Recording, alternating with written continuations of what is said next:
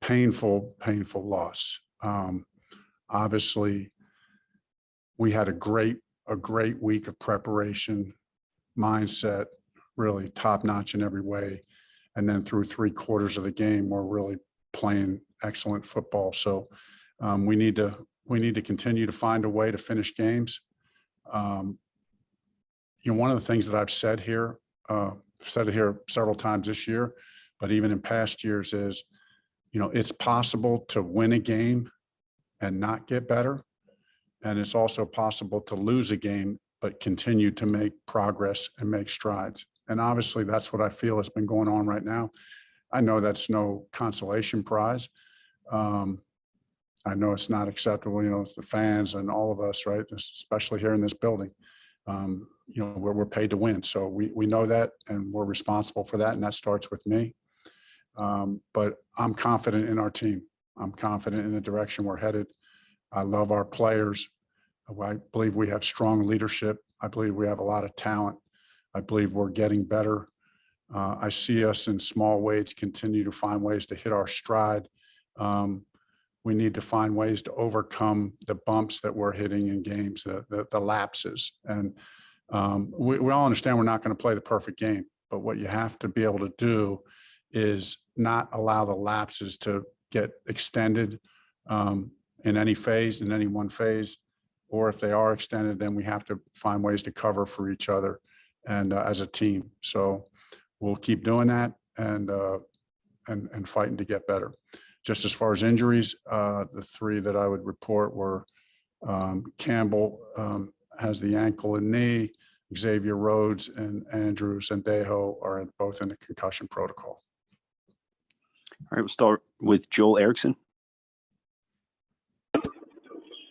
Frank, what's the update on Rodrigo Blankenship and his hip injury? Yeah, Joel, no update yet.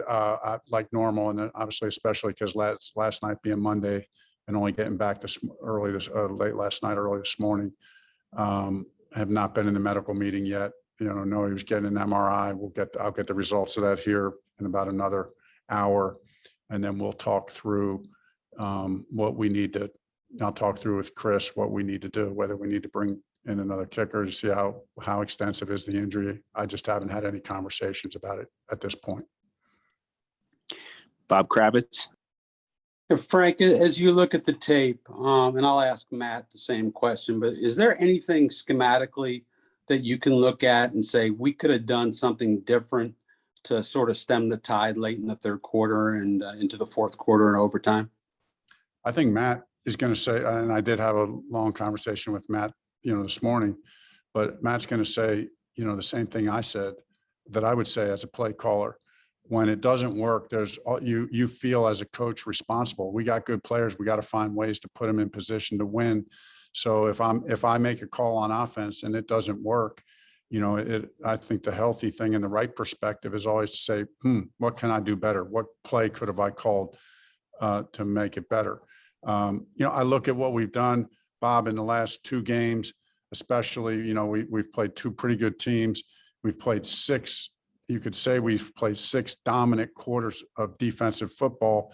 But when we get in these kind of quote unquote 2-minute modes, we're struggling a little bit. So your question is a very relevant one. It's one we talked about this morning. Flus and I did, talking through what are some answers, what are some alternatives, what can we do better in those situations to put the players in better position. And so that's what we'll be working on this week.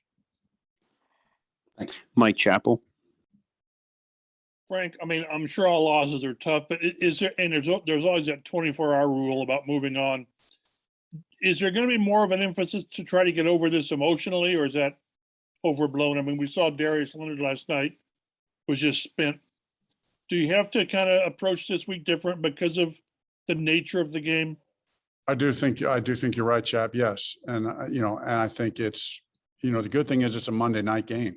And the next one comes up on you even quicker. So that's one of the things I said last night in the locker room. No time for any of us to feel sorry for ourselves. First of all, no one cares. Second of all, we got to get ready to play the next game. So we got the right guys in this locker room to do that. So let's just shake this off, learn from it, and move on. And so I think that's what we'll do. George Bremer. Jonathan Taylor said last night it's going to take all 11 guys to deliver that knockout punch to finish games. It can't just be one guy making a big play. How do you make that happen? How do you get all 11 guys on the same page to do that? Yeah, I like it, John. That's a great statement by Jonathan. It's execution. And that's when we're playing good football in both phases. That's what the knockout punch is. I mean, when we have big plays on offense, when we have big plays on defense, when we have big plays on special teams, it's the whole unit. It's the whole unit, everybody doing their job, taking care of their own responsibility. That's the power of the knockout punch. The cumulative effect of 11 guys executing and being on the same page is what gives you that knockout punch. And that's what we got to do a better job of. So that's very well said by Jonathan. JJ. Hey, Frank, we've talked to you quite a bit about how physical this team can be. And did you feel like for most of the game, at least on offense, that you guys were winning the physical battle with guys like Jonathan and Marlon getting yards after contact and Michael with that catch, that can be a part of this offense's identity? There's no doubt. And I think that I love the way I love when you get your skill guys, JJ, like you're saying, when your skill guys are playing like that. We know our up front guys are going to play like that, but when you get your skill guys, bringing that physicality to it, I think that takes it to a new level. So we need to continue to build on that. Bob Kravitz. Yeah, Frank, philosophically, have you always been, I mean, I know you don't play a true Tampa 2, but have you always been a devotee of the Tampa 2 style that you play, or is that something that you found that, you wanted to do once Matt was in the building? Well, yeah. So I think with Matt, Matt's take on the Tampa 2, Bob, is not, it's a little bit different, right? It's a little bit different. Mhm. Matt's a little bit more multiple, as you guys know. He certainly still has that in his roots, in being mentored and studying under that Tampa 2 system. But I think, Matt has kind of put his own twist on it, as a little bit more multiple than the old school, like the team that we'll play against this week. Lovie Smith is a true disciple of the Tampa 2 system. I would say Matt is more a lane or two off of that Tampa 2 system in the twist that he's put on it. We play we play a little bit more quarters. We mix it, we do a few things a little differently. Not that the Tampa 2 teams don't play quarters, but we probably have a little bit more, we're probably a little bit more multiple in the defensive approach. Kevin Bowen. Frank, any chance TY gets back to practice? I saw him last week, Kevin. He was looking good. I saw him working out.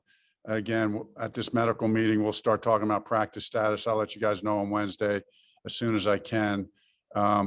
So not sure on TY. I don't think it was this week, but I think we're getting close. And then I know it's not necessarily this week, but do you expect Dayo Dangbo to play at some point this year? Again, I know you don't have to make that move anytime soon, but do you expect him to play? Yeah, I think we do expect him to play, but we want to be smart and we want to understand the situation. But I think we're hopeful that we see him play before the year is over. Chap. Frank, after the game, you were sort of, I guess, second guessing yourself, if that's the right word, on the third down play. You called like 63 plays.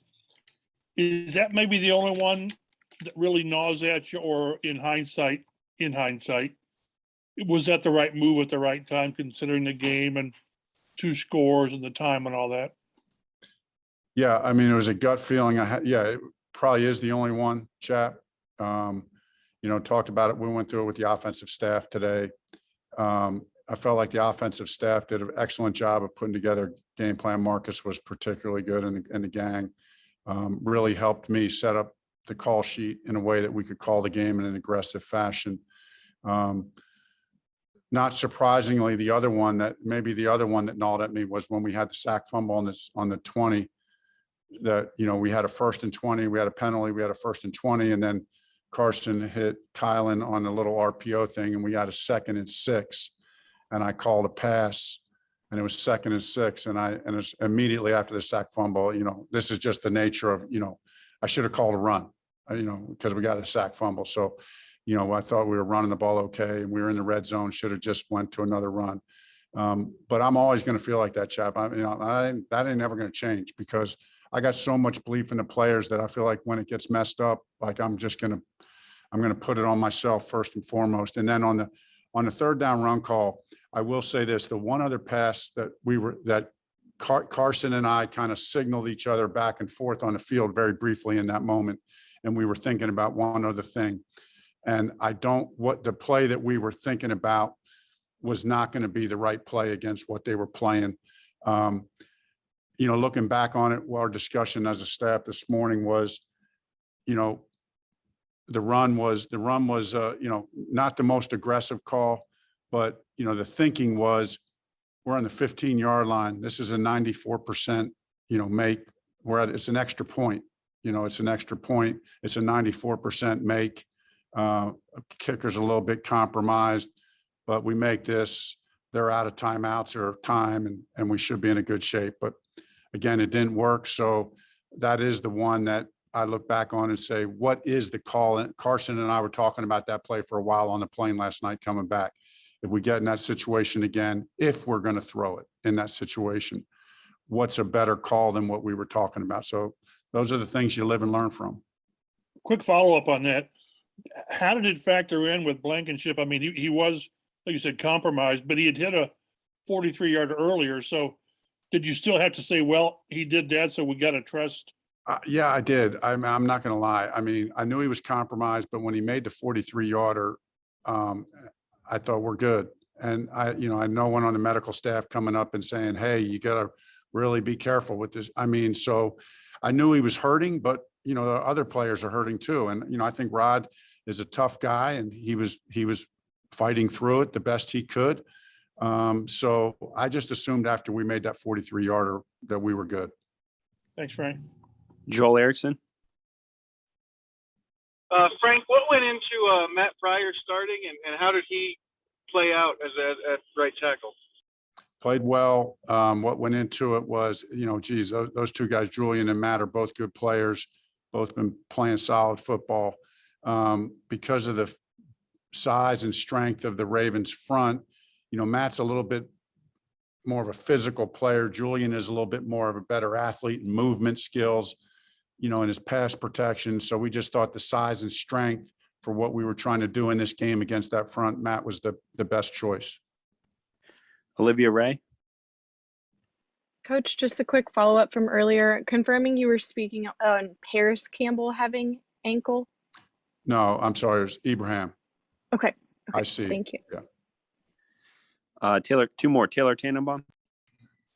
Hey, Coach. I know someone mentioned Darius Leonard earlier and just how he seemed so dejected, emotionally after the game. And I've heard the word exhausted tossed around by a couple of people. How do you've been a player before, and you've been in situations maybe not as tough as this loss for these guys, but how do you combat mental exhaustion, especially this early in the season? Is there a way to do that? Is winning just the remedy, or how do you do that? Yeah, that's an excellent question. There's a couple different ways you do it. I mean, and some of it is, just having perspective. Like you said, we're early in the season, number one. I mean, it's not as early as we'd like anymore, but it's still early. Secondly, is you look to your left and your right, and you gain strength from the brotherhood that we have in that locker room. And that, yes, every guy, you got to be mentally tough yourself, and you got to be able to overcome it by yourself. They're all tough. I promise you, those guys are all tough in there. But you also got to draw strength from the guys next to you, and then you got to draw strength, from yourself, from within. And I know Darius will do that. And then you draw strength of where we're going, and the belief and conviction that you have in what we're doing. And I'm confident all of our guys will do that. We got a strong group of men as leaders who have the kind of substance that can overcome kind of the mess that we put ourselves into here. All right, last one, Alexa. Hi, Frank. Quick question for you about Carson. Obviously, knowing him for as long as you have, knowing that he likes to play aggressive, knowing his ankles are getting better, where do you at least see him as you get ready to prep for this weekend? And how do you think that that aggressiveness was played last night? Yeah, I thought he played really well. Looking at, I thought obviously that during the game, but then watching the tape, I think it was, even better than I saw on the field. Really did a lot of good things. The play to Pittman was a big time league throw. Guy in his face, they're cover zero, they're pressuring him and makes a big time throw. Pittman obviously makes a amazing play.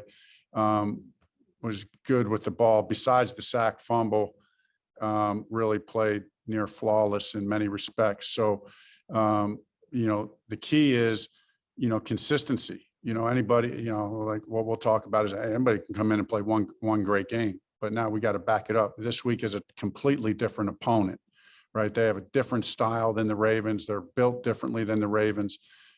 So now we got to be able to transition to keep the same efficiency, the same aggressive mentality, but just be the leader of the offense and continue to make good decisions.